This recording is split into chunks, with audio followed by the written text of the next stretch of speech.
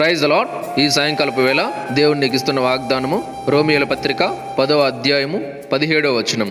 కాగా వినుట వలన విశ్వాసము కలుగును, వినుట క్రీస్తును గూర్చిన మాట వలన కలుగును. చూడండి, విశ్వాసము దేని మూలంగా కలుగుతుంది అంటే వినుట వలన. అది ఏ మాటలు వినుట వలన అంటే క్రీస్తును గూర్చిన మాట వినుట వలన విశ్వాసము కలుగుతుంది.